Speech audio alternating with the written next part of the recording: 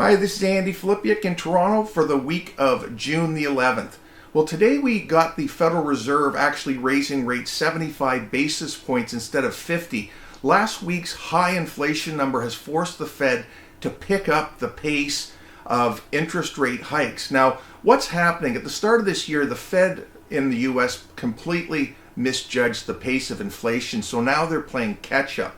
However, the bond market during this year has been selling off tremendously in an effort to front run the Fed, actually raising rates and tightening credit for the Fed, and now the Fed's trying to keep pace with this. So it's been a very difficult year. With stocks down roughly 20% on the S&P 500 this year, normally bond prices would be going up and yields be coming down as a hedge. However, this year we've seen both stocks and bonds selling off at the same time. Now this may change because we saw this morning that retail sales in the US were actually negative, which is quite significant given that retail sales are priced in nominal terms. They don't factor in inflation. As well, the Atlanta Fed came out with their second quarter number, and they're expecting zero growth in the second quarter. So we may in fact be in a recession already, which means the Fed will likely not have to raise rates too much more, and rates may start to come down.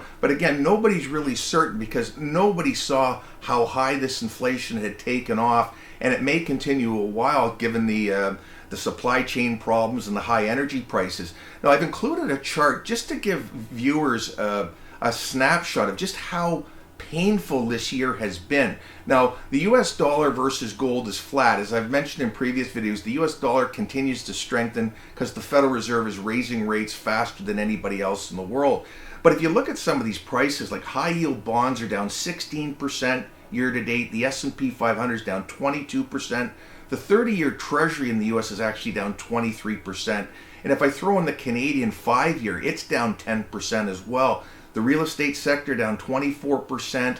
You've got NASDAQ down 28%. And Bitcoin, which was supposed to be I guess a hard asset or an inflation hedge, is actually down 52%. So it's been a very, very difficult year. We'll see how the market reacts to the Fed moves, but we may be close to ending on the rate hikes just because the tighter credit conditions have already started to turn the economy downward. Thanks for watching.